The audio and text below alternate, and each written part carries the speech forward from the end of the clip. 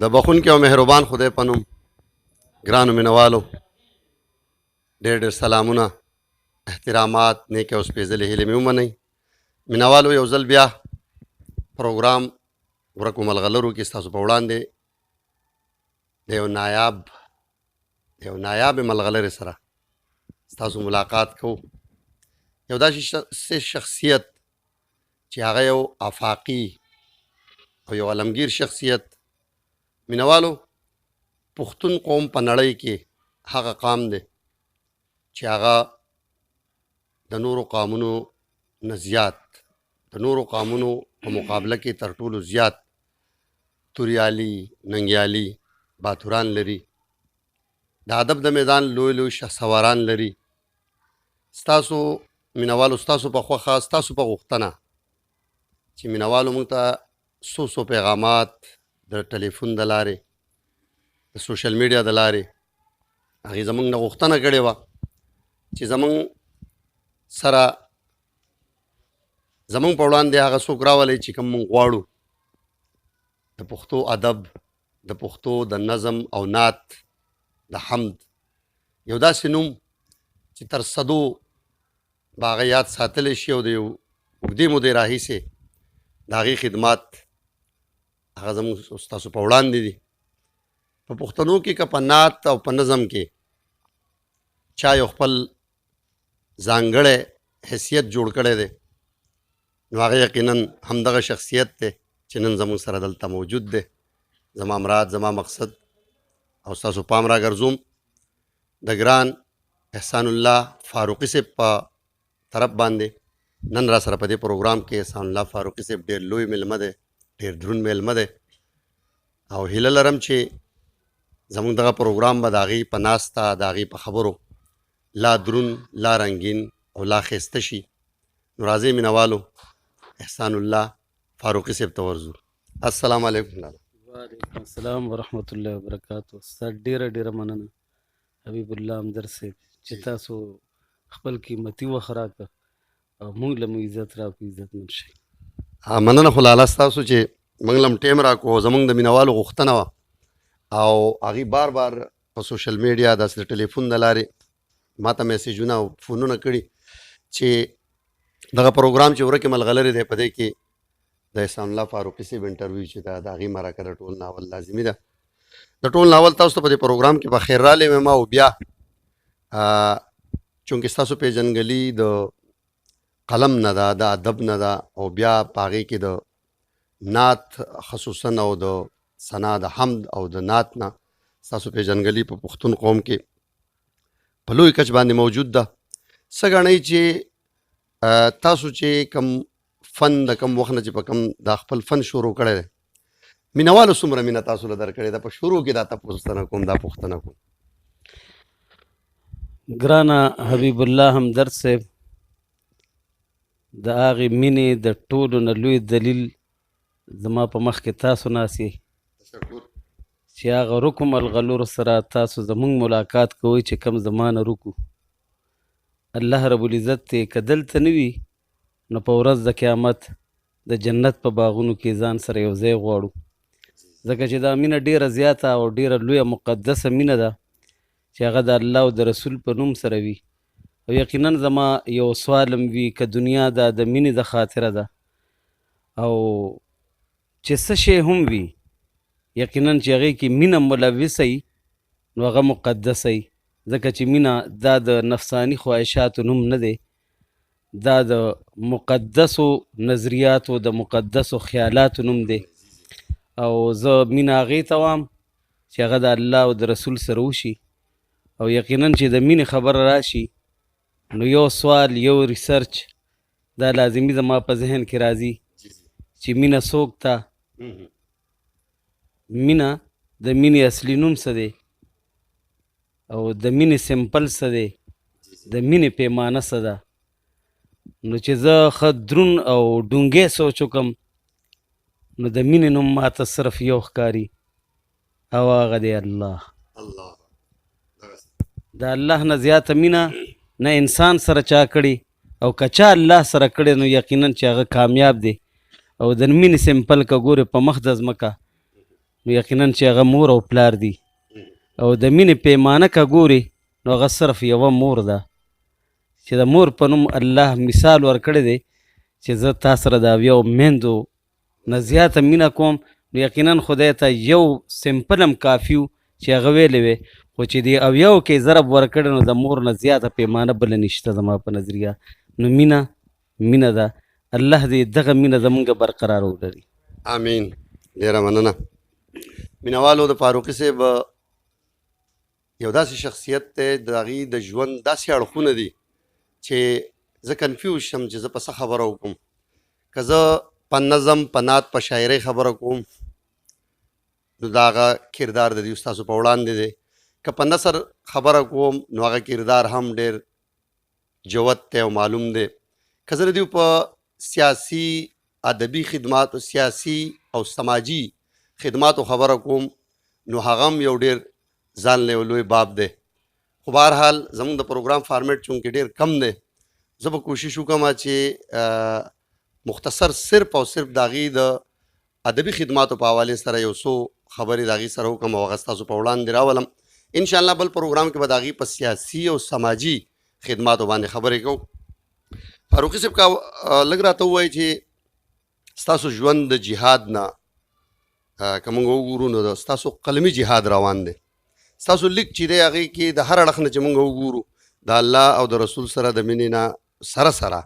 ستاسو هغه کوم قلمي جهاد چې دی هغه نن او پرون نه دی بلکې د یو د ډېرو ورځو د ډېرو کلونو راهیسې چې دی هغه روان دی. که لږ راته ووایي چې ستاسو شاعري د کلې نه کوئ او ستاسو په شاعرۍ کې دغه رنګ طرف ته ستاسو فکر څنګه تللی دی چې تاسو ټول لیک که څوک زلفې شونډې سترګې ستایي نو تاسو د هغې په مقابله کې چې دی د الله د رسول مینه ستایي،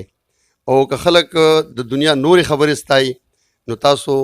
هغه موضوعاتو په راګرځئ چې هغه د ژوند ماخذ دی او د ژوند دپاره چې دی هغه ګټور دی. په دې حوالې سره که لږ راته ووایي. حبیب الله همدرد صاحب اصل کې لوډ سپیکر هم هغه دی چې کم په جومات کې استعمالیږي او بل په دیره کې استعمالیږي. کم چې په جومات کې استعمالیږي په هغې کې تلاوت وي، اذان وي، تقریرونه وي، نو عالمان هم وایي، ټول هم وایي چې دې کې اجر هم دی، ثواب هم دی. هم دغه لوډ سپیکر دی، دغه آله ده، خو چې کله حجرې ته راغله نو بیا ټول وایي چې دا ګناه کبیره ده وغیره وغیره. نو لفظونه هغه دي، زلفې هغه دي، سترګې هغه دي، شونډې هغه دي، خو زما خو یو نظریه ده چې اوس ګلو چمن کې د وږمو خبرې مه کوه، ګل چې شو کوي نو د ازغو خبرې مه کوه، او ګلو نه چاپېره د ازغو پیره ولاړه ده او سپینو نه چاپېره د تیرو خبرې مه کوه. او دا خو تا نه مخکې ولې پردی روزې تورې سترګې سڼې ستایې ته وګوره خپل ځان ته د پردو خبرې مه کوه. ځکه چې یو سړی که ستا په خوره مور قلم اوچت کي نو ستا نظریه او ستا جذبات به دغه ټیم کې سي، نو ته څنګه د بل په خور تورې زلفې او شونډې او روزې ستایي. نو یقینا چې ولې پردی روزې تورې سترګې سڼې ستایي ته وګوره خپل ځان ته د پردو خبرې مه کوه. او دا خو تا نه مخکې ډېرو خلکو شڼولي دي، وګوره خپل ځان ته د پردو خبرې مه کوه. یا نادانه دا د لیونو خبرې مه کوه، او دا به د احسان وي په احسان. ای د سبا سترګې زر تر زره راشه بیا د تلو خبرې مه کوه. ډېره زبردست، ډېره مننه. لالا، شاعري تاسو د مودې راهیسې کوئ، که لږ راته ووایئ مینوالو ته چې ستاسو تر اوسه څو شعري مجموعې چاپ شوي دي او که د هغې نومونه والئ مینوالو ته نو زما په خیال هغې به ترې ډېره ګټه ترلاسه. زما یو کتاب د ضمیر اواز دی، یو د جواهرو خزانه ده، او یو د احساساتو پدار، یو زما ښایسته محبوبه ډېر ښکلی او تقریبا 50 پورې ناچاپه کتابونه هغه زما د غریبۍ په بکسه کې پراته دي. نو الله دې وکړي چې میدان ته راشي، او یقین مې دی چې انشاءالله خامخا به راځي. او شاعري ده، ادب دی، ادب په زندګۍ د تنقید نوم دی، او دا هغه تنقید دی چې برای اصلاح دی. نو چې کوم تنقید هغه برای اصلاح وي نو یقینا هغې ادب ته زما سلام دی. ماشاءالله. مینوالو، احسان الله فاروقي صاحب په پښتنو کې د نعت او حمد حوالې سره که خبره وکړو نو یو داسې ځانګړی مقام لري چې د هغې خپل طرزونه خپل اسلوب او خپل داسې یو انداز دی چې هغه که نورو خلکو ډېرو خلکو خپل کړی دی ولې دوی د چا رنګ نه دی خپل کړی او دیو د دغه میدان شهسوار دي. لالکه لږ راته ووایي چې دا کم طرزونه لکه قصه چې وه په پښتو کې بغیر ساز نه قصه وړاندې تاسو کړې ده، په پښتو کې که چاربې ته چا ویلې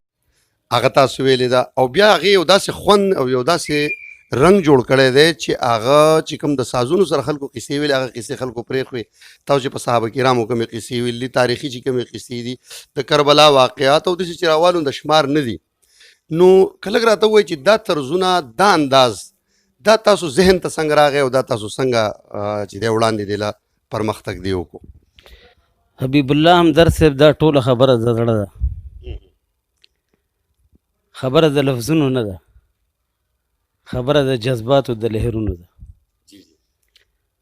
او بله خبره چې زمونږ یو مفتی صاحب ډېره ښایسته خبره کړې وه، څوک وایي چې یاره دا ګانو پسې نعتونه وغیره او دا طرزونه او دا جایز دي او ناجایز دي او جنګ د شروع دی. خو هغه ډېره ښکلې یو خبره وکړه چې ما ته ووایي چې ته دا سوال وکړه چې زه جواب درکړم. نو ما سوال وکړو، هغه جواب ډېر ښایسته راکړ. نو هغه وایي چې همیشتن اصول دا دي چې چېرته جومات وي د جومات د پاسه ته دیره نشي جوړولی، خو چې چېرته دیره وي نو هغې دیرې د پاسه ته جومات جوړولی شي. نو مثال یې دغه و چې یاره که ګانه وي د ګانې د پاسه خو ته نعت جوړولی شي، خو د نعت د پاسه ګانه دا نشي جوړولی. خبره د طرزونو نه ده، یقینا چې کومې کیسې ویلې شوي دي یا نظمونه یا چاربیتې ویلې شوي دي، نو هغې کې ستاسو غوندې د درنو مینهوالو لوی لاس دی، او یقینا که ستاسو دغه جذبه او دغه مینه نه وي نو زه پخوا هم دغه احسان الله ومه، اوس به هم دغه ومه او روان به هم دې خوشي دنیا کې، نه به تا سره نن دلته ناست وم او نه به مو دا خبرې کولې. یقینا هغه جذبات دي او هغه مقدس جذبات او الله تعالی دې زمونږ دغه مینه برقراره ساتي چې په روز محشر د عرش د سوري لاندې ولاړ یو د الله په امر باندې او دغه مینه ځان سره شیر کوو. لالا یو واقعه مې اورېدې وه ستاسو حوالې سره، د هغې ستاسو نه تپوس نه وکړی. چا راته دا ضرور ویلي وو چې فاروقي صاحب چې د وخت نه کم آواز دی او هم هغه آواز دی، نو چا پکې دا خبره کړې وه، ستاسو نن د دې غواړم چې دا خبره واقع داسې ده که نه. هغه داسې ویل چې شاه منصور باباجي یو ډېر لوی بزرګ یو ډېر لوی عالم، ویل کېږي چې فاروقي صاحب یو ځل د هغې تر وړاندې باندې نعت وویل او په هغې داسې اثرات وکړو چې هغې ورپېد د ډېر زیات دغه جذباتو نه، او بیا یې فاروقي صاحب ته آواز وکړو چې تاسو راشئ، او فاروقي صاحب ته خصوصي دعا وکړه او دوی ته یې لاړې توکلې او ورته یې وویل چې څومره دې ژوندي نو ستاسو د آواز به نه ختمېږي نه به خرابېږي. نو ډېر خلک وایي چې فاروقي صاحب سره هغه دعا چې دا هغه ورسره ده او ځکه د دوی د آواز دې خبره کې څومره صداقت دی او دا خبره چې ما اورېدله دې حوالې سره؟ یقینا حبیب الله همدرد صاحب په سن 1987 خبره ده چې په شاه منصور کې ختمونه او بیا بلا شي خلک راجمو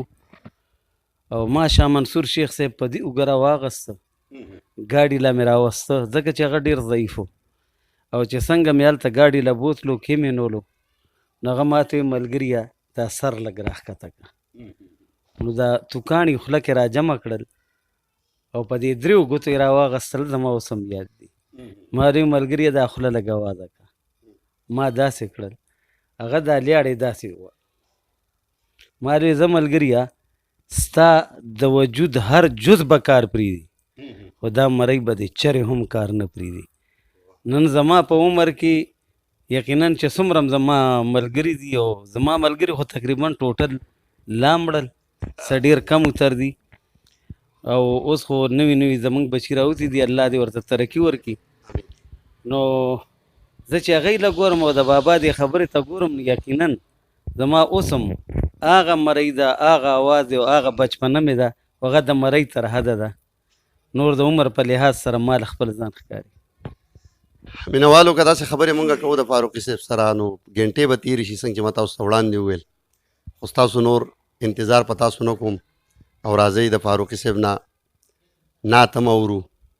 حمد ته هم اورو او یو نظم دوتې هم اورو. چېرته مزه مونږ سره اوسېږئ نو راځئ د فاروقي صاحب کلام واورو او د هغې په سحر انګیز اواز د هغې په خوندور اواز باندې تاسو ته وړاندې کړو. ډېره مننه. دا د حمد مبارک یو څو شعرونه چې ارشاد.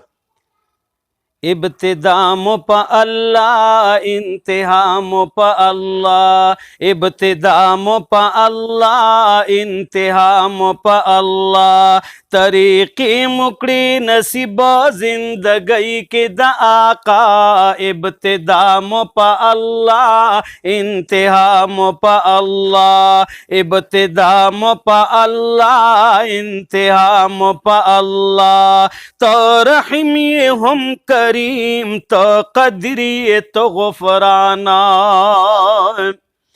تو رحمی ہم کریم تو قدری تو غفران، تو غفاری تو ستار تو قہار تو رحمان، تو زمون حاجت روا تو زمون مشکل کشا، ابتدا مو پا اللہ انتہا مو پا اللہ، ابتدا مو پا اللہ انتہا مو پا اللہ، طریقی مکڑی نصیب زندگی کی دا آقا،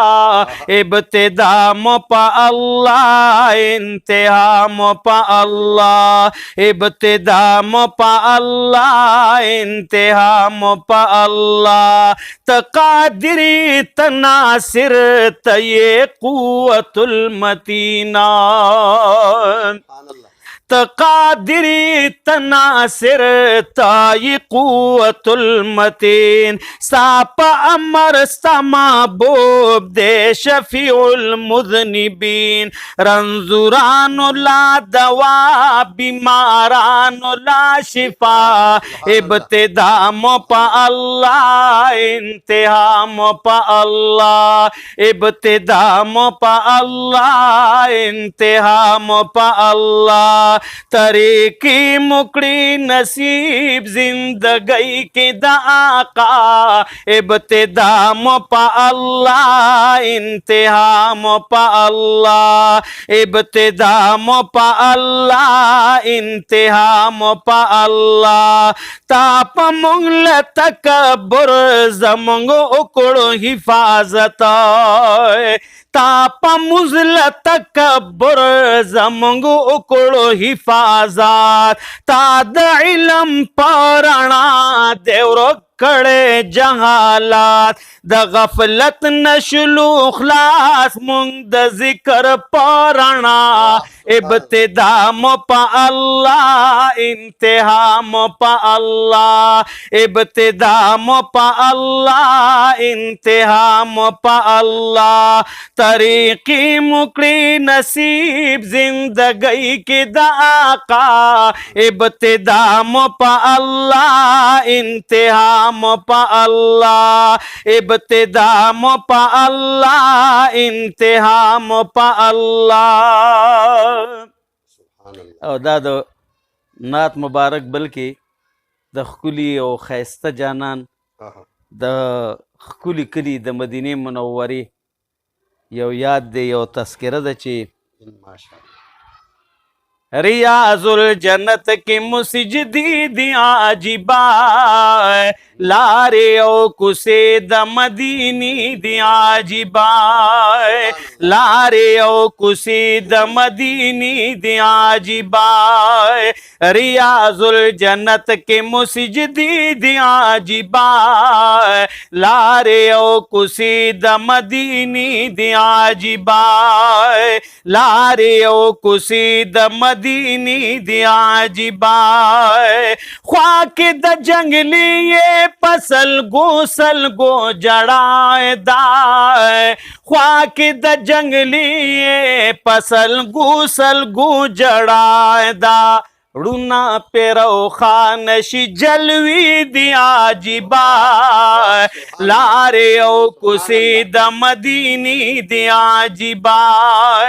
لارې او کوسې د مدینې دی عجیبا دلته کې قرآن پچپا چپ نازل دی دلته کې قرآن پچپا چپ نازل دی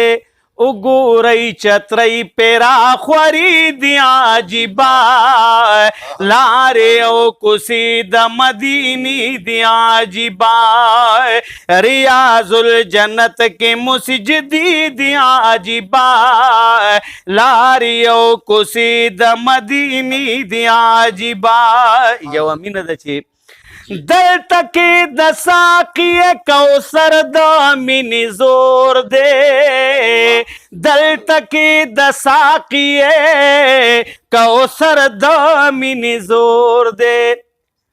تند ماتوي کاسې پرتی دی عجیبا لارې او کوسې د مدینې دی عجیبا او زما خپل یو نظریه مینا مینا مینا مدینہ کی مینا مینا دا مینا مینا مینا مدینہ کی مینا مینا دا دلته کې د هر عاشق مزید عجیبا لارې او کوسې د مدینې دی عجیبا ریاض الجنت کې مسجدي دی عجیبا لارې او کوسې د مدینې دی عجیبا دا د فاروقی احسان الله دړ دنیا اوسی دا د فاروقی احسان الله دړ دنیا اوسی زړه سترګې بنا کا نظاری دی عجیبا لارې او کوسې د مدینې دی عجیبا ریاض الجنت کې مسجدي دی عجیبا لارې او کوسې د مدینې دی عجیبا لارې او کوسې د مدینې دی عجیبا گل بوی گلشن بوی بوستان بوی سیل بکڑی تو تیان خو بنایما سیل بکڑی تو تیان خو بنایما رنگ بوی خائص بوی جانان بوی ملک بوی روخان خو